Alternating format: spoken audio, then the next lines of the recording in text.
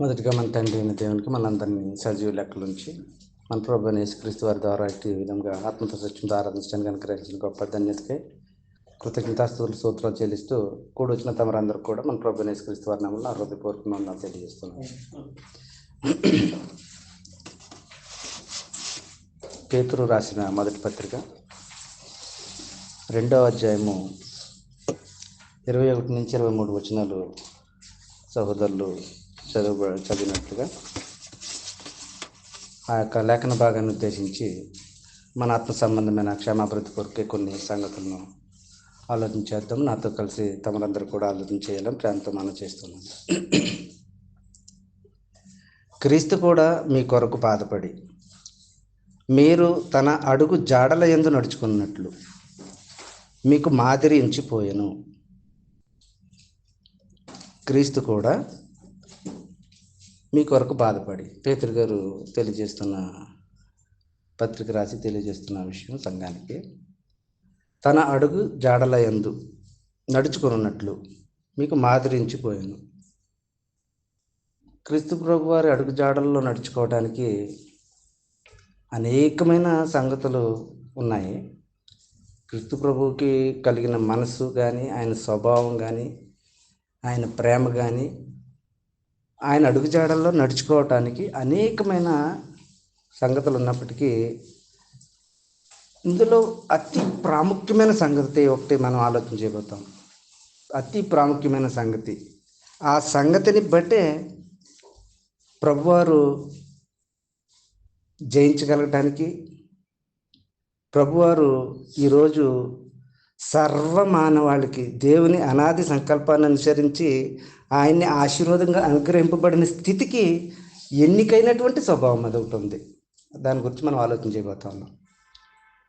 తన అడుగుజాడల యందు మనం నడుచుకోవాలని మాదిరించిపోయానని పేతురు గారు సంఘాన్ని తెలియజేస్తున్న సందర్భంలో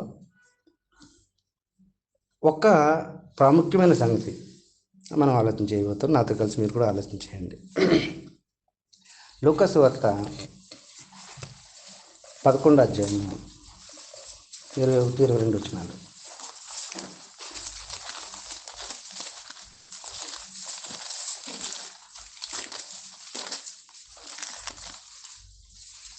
లూకా సువార్త 11వ అధ్యాయము 21 నుంచి 23 వచనాలు. బలవంతుడు ఆయుధములు ధరించుకొని తన ఆవరణమును కాచుకున్నప్పుడు అతని సొత్తు భద్రముగా ఉండును. అయితే అతని కంటే బలవంతుడైన ఒకడు అతని పైబడి జయించినప్పుడు అతడు నమ్ముకొనిన ఆయుధములన్నిటినీ లాగుకొని అతని ఆస్తిని చాలు. ఇక్కడ ప్రభు అయిన యేసుక్రీస్తు వారు ఒక విషయాన్ని తెలియజేస్తూ ఉన్నారు. బలవంతుడు ఆయుధాలు ధరించుకుని ఉన్నాడు.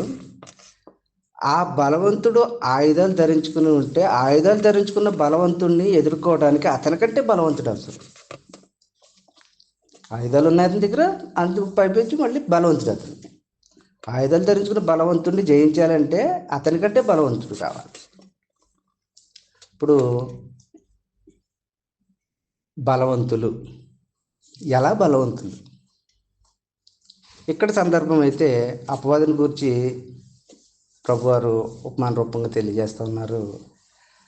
ఇక్కడ అపవాది బలం కలిగి ఉన్నాడు. ప్రభువారు భూమి మీదకి వచ్చే వరకు అపవాది కంటే బలవంతుడు ప్రభువారు, అతని కంటే బలవంతుడు. ఇంతకీ అపవాది బలవంతుడు ఎలాగయ్యాడు?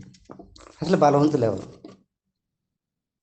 వాస్తవానికి దేవుని సృష్టి అంతట్లో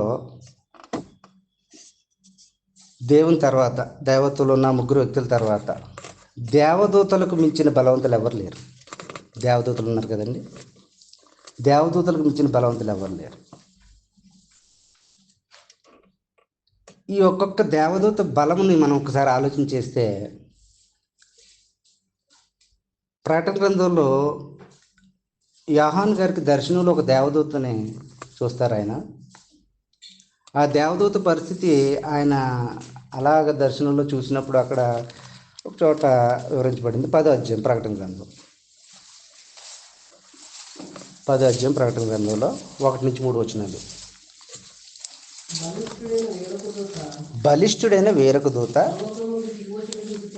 పరలోకం నుండి దిగివచ్చుట చూచితిని. ఆయన మేఘం ధరించుకొని ఉండెను. ఆయన శిరస్సు మీద ఇంద్రధనుస్సు ఉండెను. రెండు ఒకటేలేండి. పాత ప్రింట్లో ఇంద్రధనుస్సు ఉంది. ఆయన ముఖము సూర్యబింబం వలెను, ఆయన పాదములు అగ్ని స్తంభముల వలెను. ఆయన చేతిలో విప్పబడి ఉన్న ఒక చిన్న పుస్తకము ఉండెను. ఆయన తన కుడి పాదము సముద్రం మీదను, ఎడమ పాదము భూమి మీదను మోపి. చాలండి. యోహాను గారికి కనబడిన దృశ్యం అది. ఒక బలిష్ఠుడైన దేవదూతని చూశారు ఆయన. ఆ యొక్క దేవదూత పరిస్థితి చూస్తే ఒక పాదమేమో భూమి మీద, ఒక పాదమేమో సముద్రం మీద. ఆకాశాన్ని అంటే అంత తన దేహం, ఆ శిరస్సు మీదేమో మేఘధనస్సు, తన ముఖము సూర్యబింబము, తన పాదములు అగ్నిస్తంభంలో. ఇలాంటి దృశ్యాన్ని చూశారు. అంటే మనం ఏం ఆలోచన చేస్తున్నామంటే, క్రీస్తు కూడా మీ కొరకు శ్రమపడి తన అడుగుజాడలేందు నడుచుకున్నట్లు మాదిరించిపోయాను అనే విషయంలో నుంచి, తన అడుగుజాడల్లో ఆయన ఉంచిన మాదిరిలో ఒక అద్భుతమైన, ఆయన ఆ స్థానంలో ఆ స్థితిలో కూర్చోబెట్టిన ఆ ఉన్నతమైన దేవుని కుడిపార్శ్వానికి హెచ్చించబడిన పరిస్థితి ఏదైతే ఉందో దాన్ని ఆలోచించబోతుంది. బలం. ఆ బలం ఎక్కడి నుంచి వస్తుంది, ఎలా వస్తుంది, ఎవరు బలవంతులు అనేది మనం ఆలోచన చేస్తున్నాం. అసలు బలవంతులు భూమి మీద ఎవరు అంటే, దేవుని సృష్టి అంతట్లో దేవదూతలు బలం ఏంటనేది చూస్తుంది. దేవదూతలు ఎంత బలమైన వాళ్ళు అంటే, రాజుల గ్రంథం ఆ దృశ్య రూపం అదైతే వాళ్ళ శక్తి ఎలా ఉందో రాజుల గ్రంథం, 2 రాజుల గ్రంథం 19వ అధ్యాయం 34వ వచనం.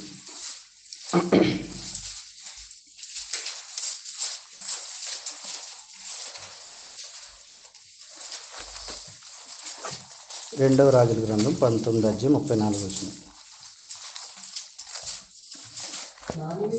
నా నిమిత్తము, నా సేవకుడైన దావీదు నిమిత్తము నేను ఈ పట్టణమును కాపాడి రక్షించుదును. ఈ రాత్రియే యెహోవా దూత బయలుదేరి అష్షూరు వారి దండుపేటలో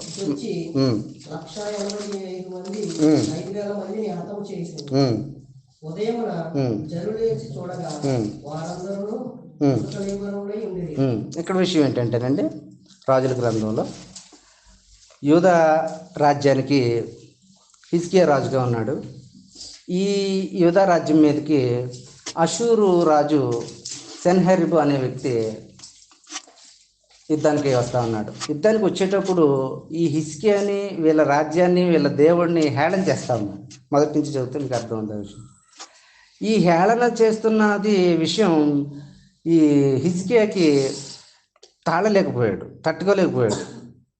మన దేవుణ్ణి ఎలాగ హేళన చేస్తున్నాడని హిజ్కియా ఆ యూదా ప్రజల రాజు, యూదా ప్రజల పక్షంగా, దేవుని పక్షంగా ఏలుబడి చేశారు రాజు. ఆ ప్రజలు ఈ రాజు సంరక్షణలో ఉంటారు.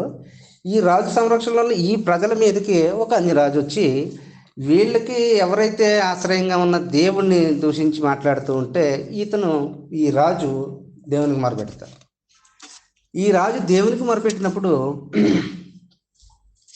బలవంతులు, మనుషులు కంటే బలవంతులు ఎవరు? దేవదూతలు. ఒక్క దేవదూత వచ్చి అప్పుడు హిజ్కియా కూడా ఒక ధైర్యాన్ని యెషయా ప్రవక్త ద్వారా ఇప్పించారు. నువ్వేమో ధైర్యపడకు. అసలు ఒకసారి ఆ విషయాలు చూద్దాం. రాజులు 2వ గ్రంథం 19వ అధ్యాయము 38 నుంచి 30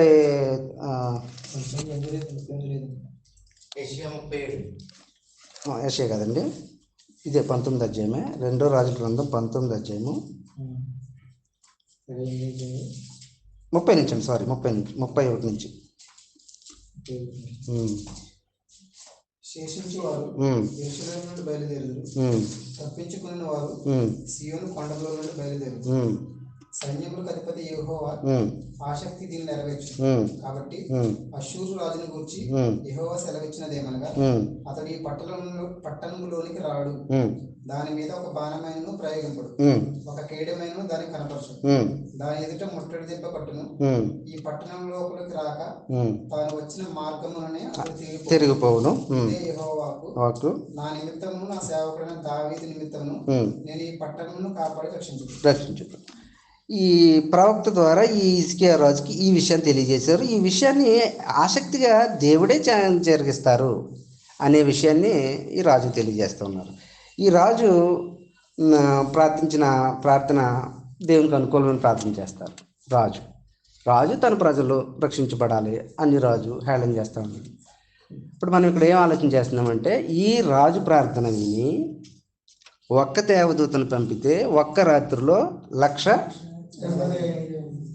కళేబరాలుగా ఒక్క వేటుతో పడిపోయిన మహాబలిష్ఠులైన దేవదూతల్లో ఒక దేవదూత వస్తే పరిస్థితి అది. దేవదూతల బలం అది. ఇంత బలమైన దేవదూతలైనా ఈ దేవదూతల పరిస్థితి ఏంటి అంటే, దేవుడు ఏది చెప్తే అది చేయటం వరకు వారి పని ఏంటంటే దేవుడు ఏం చెప్తే చేయటమే. వారికి స్వతంత్రత లేదు, వారికి ఎలాంటి అధికారం లేదు దేవుడిస్తే తప్ప. దేవుడిచ్చిన ఆజ్ఞ మేరకు వారు చెప్పిన పని చెప్పినట్టు చేసి రావటం వరకే దేవదూతల పని. వారి పేరు కూడా వారు ఇతరులకు చెప్పే అధికారం దేవదూతలకి దేవుడు ఇవ్వలేదు, అంత బలవంతులైన దేవదూతలకి. అయితే ఈ దేవదూతల్లో ప్రధాన దూతలలో కెరూబులు సెరబులు అనేది మనం గ్రంథంలో చూస్తాం. అందులో మిఖాయేలు అనే దూత మోషే శరీరాన్ని గురించి వాదం పెట్టుకుంటుంది అపవాదితో. మోషే శరీరం గురించి అపవాది మిఖాయేలుతో వాదం పెట్టుకున్నప్పుడు అక్కడ ఒకసారి ఏదో పత్రిక చూద్దాం. ఏదో పత్రిక 1:9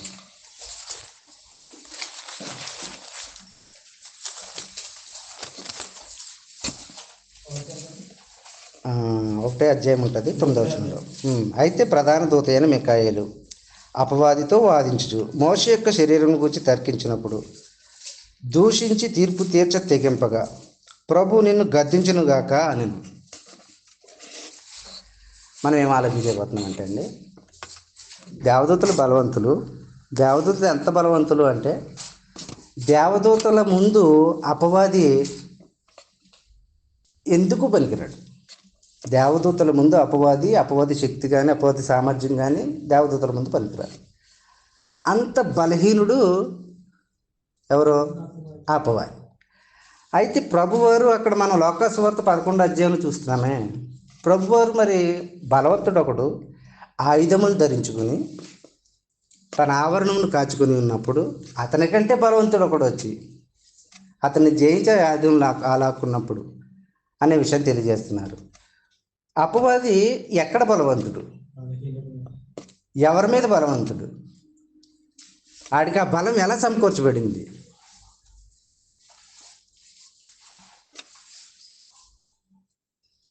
శరీరము కలిగిన మనుషుల మీద బలవంతుడు అపవాది. మొదటి ఆదాము మొదలుకొని కడపటి ఆదామైన క్రీస్తు ప్రభు వారు వచ్చే వరకు కూడా ప్రతి ఒక్కరి చేత పాపము చేయించి పాపము ద్వారా దాసులుగా చేసుకుని వారి మీద మరణానికి పాత్రులుగా చేసి పాపము ఒక ఏలుబడి, పాపం ద్వారా మరణము ఒక ఏలుబడి, మరణం ద్వారా పాతాళము ఒక ఏలుబడి. ఇలాంటి పరిస్థితుల్లో బలం ఎవరి చేతిలో ఉందంటే అపవాది చేతిలో ఉంది. ఇప్పుడు అపవాది చేతిలో ఉన్న ఆయుధాలు ఏంటి అంటే పాపము, మరణము, దాని ద్వారా వచ్చే పాతాళం. ఈ ఆయుధాలతోటి వాడున్నాడు. వాస్తవానికి దేవదూతల్ని ఎదిరించలేని బలహీనుడు అపవాది. బలం ఎక్కడంటే శరీరుల మీద, భూమి మీద, భూ వాతావరణంలో ఉన్నటువంటి శరీరాల మీదే వాడి బలం. ఇప్పుడు అలాంటి బలవంతుడు జయించటానికి ఇంకొక బలవంతుడు రావాలి. ఇతను ఈ ఆయుధాలు ధరించుకుని ఉన్నాడు, ఇతను బలవంతుడు. ఇతని కంటే బలవంతుడు ఒకడు వస్తేనే కానీ ఇతన్ని నిలవపరుచుకోలేడు. మరి ఇతని కంటే బలవంతుడు ఆయన ఎలాగయ్యాడు? అది మనం ఆలోచన చేసుకోవాలి. ఎలాగయ్యాడు ఏమన్నా చెప్పగలరా? పాపం చేయలేదు, మరణం ఏం చేయలేదు, ఎస్, 3 పాయింట్లు కరెక్టే.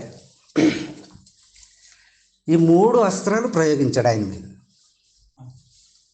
ఈ 3 అస్త్రాలు కూడా మొదటి దగ్గరే ఫెయిల్ అయ్యాడు. మొదటి దగ్గరే ఫెయిల్ అయినప్పుడు రెండో దానికి అధికారం లేదు, రెండో దానికి అధికారం లేనప్పుడు 3 విషయంలో కూడా దాని మీద అతనికి ఆస్కారం లేకుండా పోయింది. కాబట్టి మరణం ఆయన బంధించుట అసాధ్యము అనే వాక్యాన్ని మనం చూస్తాము. ఆయన మరణం చేసి తిరిగి లేవడం అనేది మనం చూస్తాం.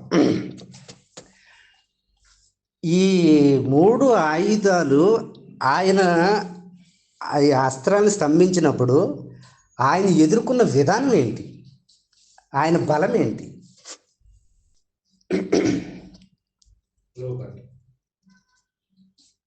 దేవుని మాట ద్వారా పేతురు పత్రిక, మొదటి పేతురు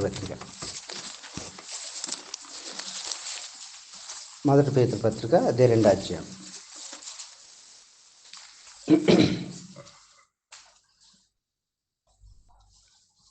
ఇప్పుడు చదవండి మళ్ళీ. క్రీస్తు కూడా మీ కొరకు బాధపడి మీరు తన అడుగుజాడలందు నడుచుకున్నట్లు మీకు మాదిరి ఉంచిపోయాను. ఆయన పాపం చేయలేదు, ఆయన నోటన ఏ కపటమును కనబడలేదు. ఆయన దూషింపబడి బదులు దూషింపలేదు. ఆయన శ్రమ పెట్టబడి బెదిరింపక న్యాయముగా తీర్పు తీర్చు దేవునికి తను తాను అప్పగించుకొనెను. దూషింపబడి బదులు దూషించకపోవటం, శ్రమ పెట్టబడి బెదిరింపక న్యాయముగా తీర్పు తీర్చు దేవునికి. వాస్తవానికి ప్రభువారు ఉన్న స్థితి కానీ ఆయన పరలోకం నుండి వచ్చిన ఆ యొక్క ఆయన అధికారాన్ని కానీ వినియోగపరుచుకుంటే అస్సలు ఎవరు సరిపోరు భూమి మీద. అసలు సృష్టి మొత్తం యావత్తు ఆయన చేతుల ద్వారానే అది జరిగినట్టుగా మనకు ఆల్రెడీ తెలుసు కాబట్టి ముందుకెళ్తుంది. అలాంటి విధానాన్ని ఏది కూడా కనబరచకుండా ఆయన ప్రదర్శించింది, ఆయన అడుగుజాడలో ఒకటి మనం ఆలోచించేద్దాం అంటున్నాను చూసారా, అది ఆయన ఆ స్థానంలో నిలబెట్టడానికి ఏదైతే ఉందో దాన్ని ఆలోచించేద్దాం అంటున్నారు. ఒకసారి పైనుంచి చదువుదాం. 19వ వచనం, 2వ అధ్యాయం 19వ వచనం. అన్యాయముగా శ్రమ పొందుచు కలిగి సహించిన ఎడల అది హితమగును. తప్పిదమునకై దెబ్బలు తిన్నప్పుడు మీరు సహించిన ఎడల మీకు ఏమి ఘనము కలుగును. మేలు చేసి బాధపడినప్పుడు మీరు సహించిన ఎడల అది దేవునికి హితము. ఏంటంటే క్రీస్తు ప్రభు వారు ఆ యొక్క వాటన్నిటినీ కూడా జయించడానికి ఉన్న ఆయన ఏకైక ఆయుధం, ఒకే ఒక ఆయుధం, ఆయన నిలబెట్టిన ఆయుధం సహింపు. ఈ సహింపు అనే ఆయుధాన్ని ఆయన ధరించేసుకున్నారు. ఈ సహనం అనే ఆయుధం ఆ 3 ఆయుధాలు కూడా ఏమీ చేయలేకపోయినాయి.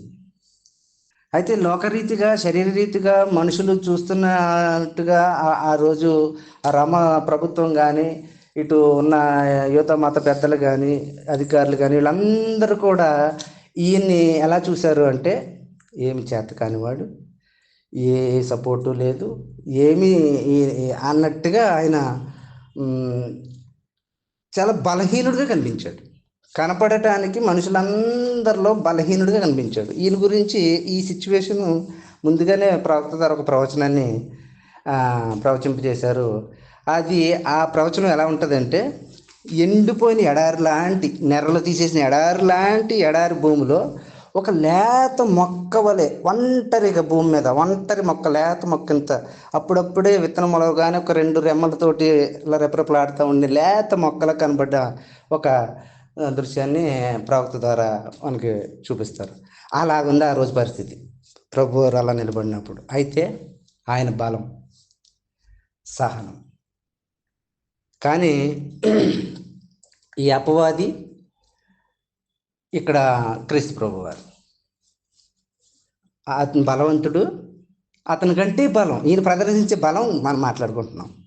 అతని దగ్గర బలవంతుడు 3 ఆయుధాలు ఉన్నాయి. ఈయన బలం అతని కంటే బలం. ఎలాంటి బలం అది అంటే సహనం. ఇది దృశ్య రూపంలో ఎలా ఉంటుంది అంటే మహాఘట సర్పం అన్నారు ప్రకటన గ్రంథంలో. ఈ మహాఘట సర్పం ఎలాంటిదంటే ఆకాశ నక్షత్రాల్లో 3వ వంతు తన తోకతో కదిపితే శక్తులు రాలిపోయినట్టుగా ఒక దృశ్యం. అలాంటి మహాఘట సర్పం తోకతోనే అలా చేస్తే దాని యొక్క దేహం, దాని తల, అక్కడ ప్రకటన గ్రంథంలో చూస్తే ఒక తల కాదు 7 తలల మహాఘట సర్పం అని ఉంటుంది. అది అధికారాన్ని సూచించేది. అది సంపూర్ణ అధికారమిక, మొత్తం ప్రభుత్వాలన్నీ కలిసిపోయి ఈ లేత మొక్కని నలిపేయడానికి క్రీస్తు ప్రభు వారిని. అయితే ఆయన జయించిన దానికి ఆయన దగ్గర ఉన్న ఒకే ఒక ఆయుధం సహనం. వాళ్ళు అనుకున్నారు ఆ రోజు మింగేసాం, మనం చంపేశాం, ఓడిపోయాడు, సమాధి చేసేసాం అనుకున్నారు. మింగేయడానికి నోరు తెరుచుకుని కూర్చుంటే గర్జించే సింహం, మహాఘట సర్పం. కానీ ఈ సహనం, ఈ బలం ఎలాంటిదంటే ఆ నోటిలో తలపెట్టిన సహనం. ఆ తెరిచిన నోటిలోకి ఆయన దీనుడై నోరు తెరిస్తే ఆయన తప్పించుకోవచ్చు. అక్కడేముంది? ఎవడైనాను అన్యాయముగా శ్రమ పొందుచు దేవుని గూర్చిన మనస్సాక్షి కలిగి దుఃఖము సహించిన ఎడల అది హితమగును. తప్పిదమునకై దెబ్బలు తిన్నప్పుడు మీరు సహించిన ఎడల మీకేమి ఘనము? మేలు చేసి బాధపడినప్పుడు మీరు సహించిన ఎడల, మేలు చేసి బాధపడినప్పుడు మీరు సహించిన ఎడల అది దేవునికి హితమగును. ఇందుకు మీరు పిలువబడుతురి. మన సంగతి తర్వాత వస్తుంది. అసలు ఆయన అడుగులు జాడలేదు నడుచుకోవటానికి. ఆయన దగ్గర ఉన్న ఆయన ఆ స్థితిలో భూమి మీద శరీరాన్ని ధరించుకొని అప్పటి వరకు భూమి మీద అతడే బలవంతుడిగా ఉంటే అతనికంటే బలవంతుడిగా నిలబెట్టిన ఏకైక స్థితి ఏదైతే ఉందో అది ప్రభువారి యొద్ద సహించటం. ఇంకా అనేకమైనవి ఉన్నవి. అది ఆ సహనం అన్నిటితో కలగలిపి వచ్చిన సహనం అనమాట. అది తండ్రి అయిన దేవుని అనాది సంకల్పాన్ని గౌరవించి తండ్రి అయిన దేవుని చిత్తాన్ని నెరవేర్చడానికి తండ్రికి సంపూర్ణ విధేయత చూపిన వాడిగా, ఆయన దేవుని ప్రేమని గుర్తించిన వాడిగా, ఆయన సంకల్పాన్ని నెరవేర్చడానికి భూమి మీద ఆయన ఉన్న విధానాన్ని బట్టి వచ్చిన సహనం. అది ఆ సహనం ఆయన్ని ఎలా నిలబెట్టింది అంటే తండ్రి అయిన దేవుని కుడిపార్శ్వానికి హెచ్చించి సర్వలోక మానవాళికి ఒక ఆశీర్వాదకరంగా ప్రభువుగా, రాజుగా నియమించబడి సమస్తం ఆయన పాదాల కింద పెట్టడానికి కావాల్సిన పరిస్థితి అదనమాట. మనం ఏం ఆలోచన చేయబోతున్నాం అంటే అండి, క్రీస్తు యేసునందు క్రీస్తు కూడా మీ కొరకు బాధపడి మీరు తన అడుగుజాడలందు నడుచుకున్నట్లు మీకు మాదిరి ఉంచిపోయాను. ఆయన పాపం చేయలేదు, ఆయన నోటిని ఏ కపటము లేదు, ఆయన దూషింపబడి బదులు దూషించలేదు. అంటే మనం పిలువబడింది అందుకు. సంఘం అంటే ఎవరండి? పిలువబడిన వారు. దేనికి పిలువబడ్డారు అంటే ప్రభు మనసు ఎరిగి ప్రభువుని ధరించుకొని, ప్రభు మనసుని ధరించుకొని, ప్రభు స్వభావాన్ని ధరించుకొని, ప్రభు ప్రేమను ధరించుకొని, ప్రభు సహనాన్ని ధరించుకొని, ప్రభు ఆయన సమస్తం ఆయన శ్రమ పడటానికే భూమి మీదకి వచ్చారు, మరణించడానికే వచ్చారు, మేలు చేయడానికే వచ్చారు. మరి ఇదంతా కలగలిపి మనం ధరించుకున్నప్పుడు, అందుకోసమే మనం పిలువబడ్డామని అన్నప్పుడు ఇప్పుడు ఎవరు బలవంతులు? బలవంతుడైన వాడు ఆడి ఆయుధాలు ధరించుకుని ఉంటే అతన్ని బంధించడానికి కావలసిన బలం ఇదనమాట. అంటే సహజంగా మనం ఏం ఆలోచన చేసుకోవాలంటే, ఎక్కడున్నా నిత్య జీవానికి సంబంధించిన మార్గాన్ని కనుగొన్నవారు కొంతమంది అని చెప్పి ప్రభు వారు మొదటి దినాలను చెప్పేశారు. ఇరుకు మార్గంలో ప్రవేశించేవారు అనేకులు ఉంటారు, అయితే ఎవరు రక్షణ పొందగలరు అని అడుగుతారు శిష్యులు. కంగారు పడకండి, ఇరుకు మార్గం ప్రవేశించేవారు అనేకులు ఉంటారు, కానీ జీవనకు మార్గము అది సంకుచితమును ఇరుకు అయింది, దాన్ని కనుగొన్నవారు కొందరే అన్నారు. అంటే దాన్ని కనుగొన్నవారు కొందరు జీవితాలు ఎలా ఉంటాయి అనే దానికోసం మనం ఆలోచన చేస్తున్నాం. కష్టం మనకే వస్తుంది, ఇరుకు మనకే వస్తుంది, ఇబ్బంది మనకే వస్తుంది, శ్రమ మనకే వస్తుంది. వస్తుంది అంటే దాని అర్థం ఏంటంటే అది ఆయన అనుగ్రహించితే వస్తాయి, అనుగ్రహిస్తేనే వస్తాయి. ఎందుకు అనుగ్రహిస్తారు? మీ బలం ఏంటో తెలియాలి కదా. మీరు బలవంతులేనా? నేను బలవంతునేనా? మనం బలవంతులమేనా? మనం ధరించుకున్న ఆయన బలవంతుడు. మరి మనకు వచ్చిన పరిస్థితిని బట్టి నలిగిపోతున్నామా? ఏంటి మాకే ఎందుకు ఇది అని అలాగైన పరిస్థితి అలాగే ఉన్నా అంటే ఇది ఎలాంటి పరిస్థితి వస్తుందంటే,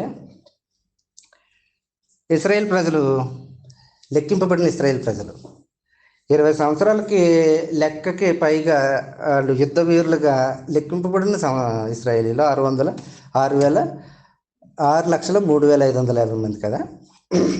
వీళ్ళు ప్రయాణం స్టార్ట్ చేశారు దేవునితో నిబంధనకి ఒప్పుకొని. ప్రయాణం స్టార్ట్ చేసినప్పుడు వీళ్ళ బలాన్ని పరీక్షించడానికే వచ్చిన పరిస్థితులన్నీ కూడా వీళ్ళ బలాన్ని పరీక్షించడానికే. మొట్టమొదటనే నీళ్ళతోటే వాళ్ళు అక్కడ తిరుగుబాటు చేసేయటం మొదలెట్టారు. మొట్టమొదట వాళ్ళకి వచ్చిన పరీక్ష నీళ్ళు దగ్గరే వాళ్ళు తిరుగుబడిపోయారు. తర్వాత ఆహారం, అక్కడ సన్నిగేసుకున్నారు. అంటే ఇవి మన నిజ స్వరూపంలో ఉన్నటువంటి ఆత్మ సంబంధమైన ఇశ్రాయేలీలు అని మన జీవితంలో ఎలాగ ఎదురవుతుంటాయంటే, మనం నిరాశపడుతూ ఉంటామా, నిస్పృహతో ఉంటామా, ఒక్కోసారి ఏంటి దేవా అని అంటూ ఉంటామా. మూలుగు సనుగుడు నచ్చనిది దేవునికి. ఇశ్రాయేలీలు కన్నులారా చూశారు దేవుని సర్వశక్తి ఏంటో. ఐగుప్తులో 10 అద్భుత కార్యాలు సూచక్రియలు చూసి ఆ సముద్రం 2 పాయలుగా అయ్యి ఆ సముద్రాన్ని దాటి వీళ్ళు వాగ్దానం చేసిన దేశంలోనికి నడిపిస్తానని వాగ్దానం చేసిన దేవుడు వీళ్ళకి ఎదరమో మేఘస్తంభంగాను, వెనకాల అగ్నిస్తంభంగాను, ఎదర మేఘస్తంభంగాను అవన్నీ చూస్తున్నప్పటికీ వీళ్ళు ఇలాంటి సనుగుడితోటి, ఇలాంటి విసుగుదాలతోటి ఉన్నప్పుడు రాలిపోయారు. వాళ్ళు అరణ్యంలోనే రాలిపోయారు. కనాను వరకు చేరలేదు. చేరిన వాళ్ళు ఇద్దరే. 6 లక్షలు లెక్కింపబడిన వారిలో 6,03,550 మందిలో 2 మాత్రమే వెళ్ళారు. మిగతా 6,03,548 మంది రాలిపోయారు. సహనం అనేది బలానికి చాలా ప్రాముఖ్యమైన ఒక ఆయుధం అన్నట్టు. అది ప్రభువారు ధరించుకున్నారు. ప్రభువుని ధరించుకున్న మనం కూడా ధరించుకోవాలి. అది ఎలాంటి పరిస్థితులైనా, వర్క్ దగ్గర అయినా, సహోదరుల మధ్యలో అయినా, ప్రయాణంలో అయినా, రాత్రి అయినా, పగలైనా, పడుకున్నప్పుడైనా, లేచినప్పుడైనా, ఎల్లవేళలో ఏ విషయంలో అయినా సరే ఆ సహనం ఏ రూపంగా వచ్చినా సరే, ఏ రూపంగా అంటే మన ఆత్మీయ జీవితాన్ని కదిల్చే పరిస్థితి ఏదైనా సరే, సహనం అంటే అది మన ఆత్మీయ స్థితిని కదల్చకూడదు. మన ఆత్మీయ స్థితిని మాత్రం స్థిరంగా పెట్టుకోవాలి. స్థిరంగా పెట్టుకోవడంలోనే ఎదుటి వ్యక్తి నుంచి వచ్చే ఆటంకం కానీ, శ్రమ కానీ, నింద కానీ, అవమానం కానీ, దూషణ కానీ, దూషింపబడి బదులు దూషింపగా సహనం. ఆయన ఏ తప్పు చేయలేదు, కొరడా దెబ్బలు తిన్నారు, మాట్లాడలేదు. ఒక్క మాట చెప్తే సరిపోద్ది. నువ్వు యూదుల రాజువా, దేవుని కుమారుడువా అని అడుగుతున్నారు. అవును అంటే సరిపోద్ది, మాట్లాడలేదు. ఆయన ఆకాశం వైపు కన్నులెత్తి ఆ శానం దింపమంటే మొత్తం బూడిదైపోతారు అక్కడ, వినియోగించుకోలేదు. అంటే ఈ సహనం ఎలాంటి పరిస్థితుల్లో ఎలాగా అన్యాయమే అనుభవించు. బలవంతులు ప్రభు బలం అలా నిలబెట్టింది.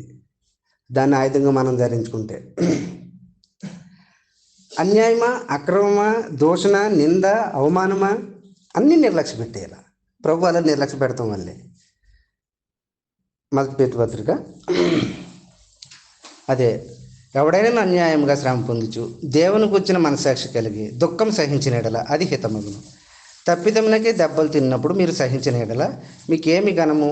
మేలు చేసి బాధపడినప్పుడు మీరు సహించిన ఎడల అది దేవునికి హితము. మనం రాజుల గ్రంథంలో తన ప్రజలను రక్షించడానికి ఆ రాజు దేవునికి ప్రార్థన చేస్తే ఒక్క దూత వస్తే విజయం దక్కింది. అక్కడ ఒక్క రాత్రిలోనే ఇంత మొత్తం సమూలంగా నాశనం చేసేసారు. మరి ఈ రాజు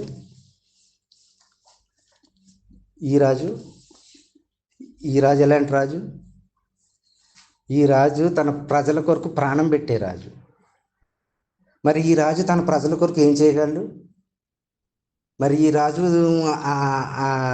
రాజ్యంలో ఈ రాజు యొక్క అధికారులు, ఈ రాజుని రాజుగా కలిగి ఉన్న ప్రజలుగా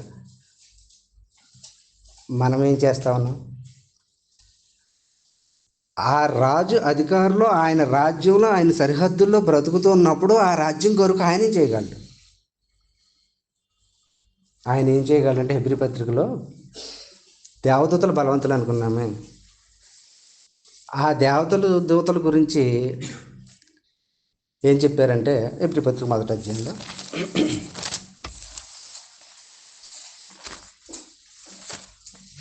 7వ వచనం నుంచి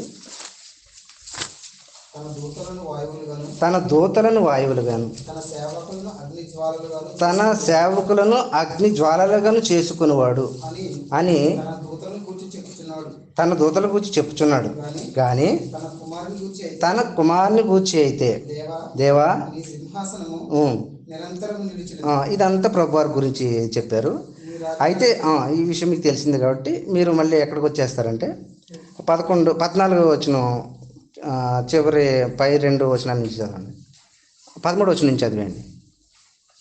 అయితే నేను నీ శత్రువులను నీ పాదములకు పాదపీఠంగా చేయే వరకు నా కుడిపార్శ్వమున కూర్చుండమని దూతలలో ఎవని కూర్చొని ఎప్పుడైనా చెప్పినా అని వీరందరూ రక్షణ అను శ్వాసం పొందబో వారికి పరిచారం చేయుటకై పంపబడిన సేవకులైన ఆత్మలు కారా? ఈ రాజు కింద పనిచేసే ఈ దూతలు ఏవైతే ఉన్నాయో ఈ దూతలు రక్షణ అనే శ్వాసము పొందబోయే వారికి పరిచారం చేయి సేవకులైన ఆత్మలు. ఒక్క దేవదూత బలము, దాని శక్తి, దాని యొక్క ఆ దేవదూత యొక్క దృశ్యము మనం చూసాం. ఒక పాదమేమో సముద్రం మీద, ఒక పాదమేమో భూమి మీద వేసి నిలబడితే అలాంటి దేవదూతలు రక్షణ శ్వాసం పొందబోయే వీరికి సేవకులైన ఆత్మలు, పరిచారకులైన సేవకులైన ఆత్మలు ఈ రాజు అధికారంలో పనిచేస్తూ ఉన్నారు. ఈ రాజు అధికారంలో తన దూతలను వాయువులు గాను తన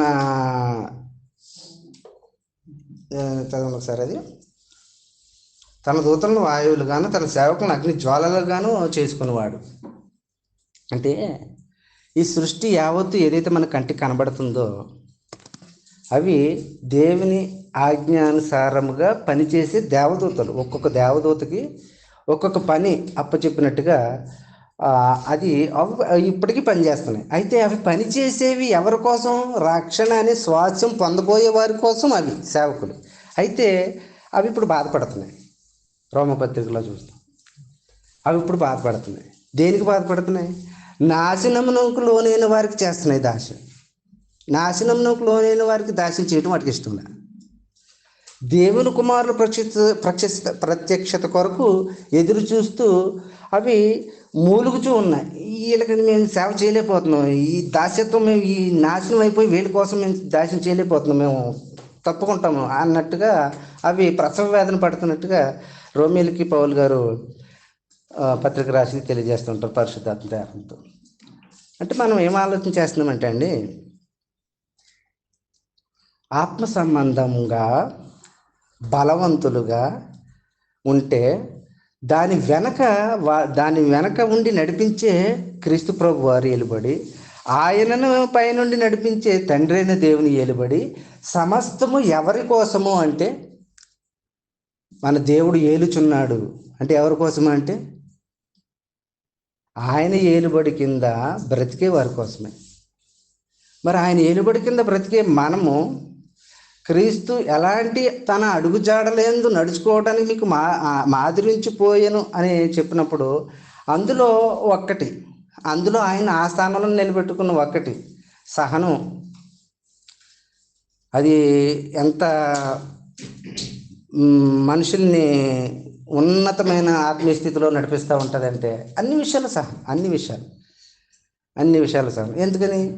ఆత్మ సంబంధమైన బలవంతులు, దానికి కావాల్సిన ఆయుధం ఏదైనా ఉందంటే సహింపు. అది మన ప్రభువారు అలాంటి సహనంతో జయించారు, పాపాన్ని జయించారు. దాని మీద ఆ పాపాన్ని జయించిన కారణాన ఆయన సిలువను సహించారు. ఆ సిలువని సహించిన దాని మీద ఆయనకి మరణ ప్రభుత్వం ఆయన మీద అధికారం చెలాయించలేకపోయింది. అలాగే పాతాళం కూడా ఆయన్ని బంధించి ఉంచలేకపోయింది. మరి అలాంటి సహింపుని మనం కూడా ధరించుకుంటే పాపం మన జోలికి రాదు, పాపం మన మీద, మరణం మన మీద ప్రభుత్వం చేయదు, ఇక పాతాళానికి అధికారమే లేదు.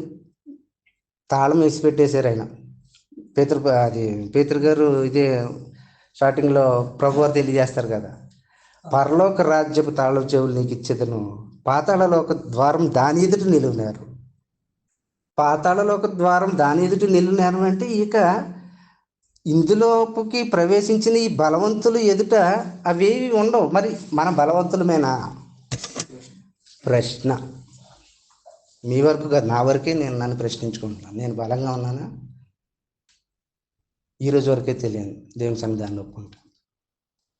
ఇక్కడి నుంచి బలవంతులుగా ఉంటాకు ప్రయత్నం చేద్దాం. వచ్చే పరిస్థితి ఎలాంటిదైనా సరే మన విశ్వాసాన్ని, దేవుడు మనకు అనుగ్రహించిన రక్షణని, దేవుడు క్రీస్తు ప్రభు నందు మనకు అనుగ్రహించిన ప్రతి ఆశీర్వాదాన్ని మనం మరణం వరకు కూడా నమ్మకం కలిగి ప్రభు అధికారానికి లోబడుతూ ఆయన అప్పచెప్పిన ప్రతి పని బాధ్యతగా అనుగ్రహించిన తలంతు ప్రకారం మనం కొనసాగించవలసిందే. లేదంటే మళ్ళీ మన పరిస్థితి ఎక్కడికి పోతా ఉందంటే, యేసు ప్రభు వారు భూమి మీదకి రావడానికి ముందు వరకు ఉన్న లోకం బలవంతుడి చేతిలో ఉంది. ఆ బలవంతుణ్ణి ఈయన వచ్చి చంపేశారు, అధికారాన్ని చితక్కొట్టేశారు. వాడి అధికారం లేదు. వాడి అధికారాన్ని ఆయన పాదాల కింద పెట్టేసుకున్నారు. క్రీస్తు ప్రభు పాదాల కింద ఉంది ఇప్పుడు సాతాను శిరస్సు, ఆడి అధికారం. ఎందుకంటే ఈ ప్రభువారిని జయించలేకపోయాడు. ప్రభువారికి ఉన్న ఆయుధం సహించారు, పాపం చేయలేదు. ఎంత హింసించినా, ఎంత చేసినా, ఎంత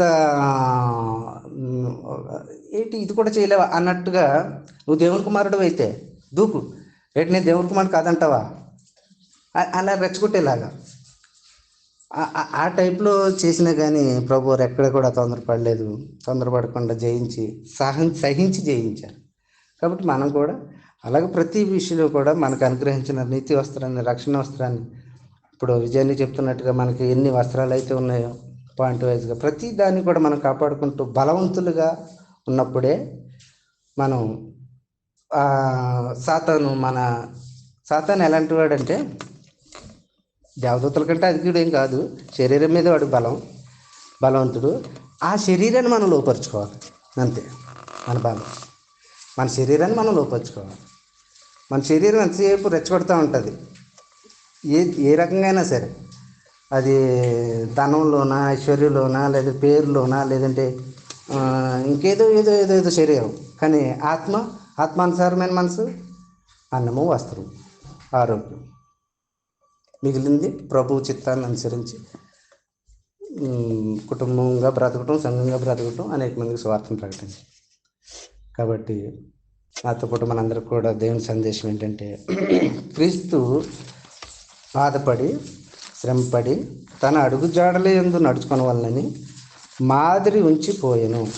అందులో ఒకటి, ఆయన ఆ భూమి మీద ఉండగా ఆయన సాతాన్ని జయించడానికి వాడిన పేతురు పత్రిక 4వ అధ్యాయము, మొదటి పేతురు పత్రిక 4వ అధ్యాయము మొదటి నుంచి.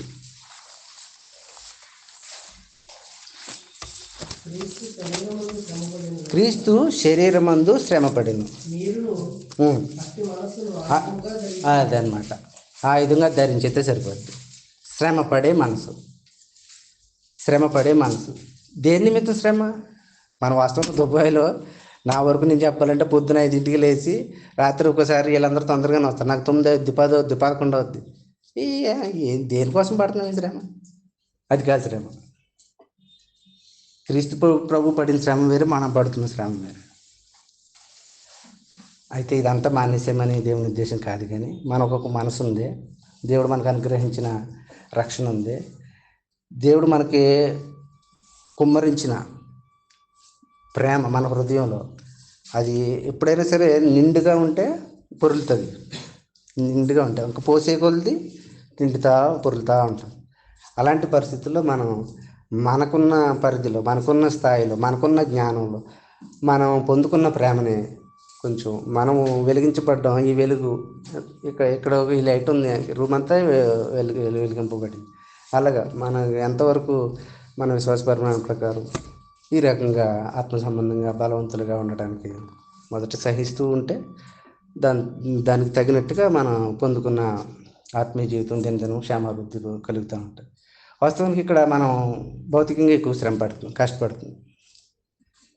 ఇక్కడ ఉన్నంతకాలము మనం దేవుడు ఎంతకాలం ఇక్కడ ఉండేస్తారో తెలియదు, కానీ వాక్యానుసారంగా నియమం ప్రకారం బ్రతికే విధానం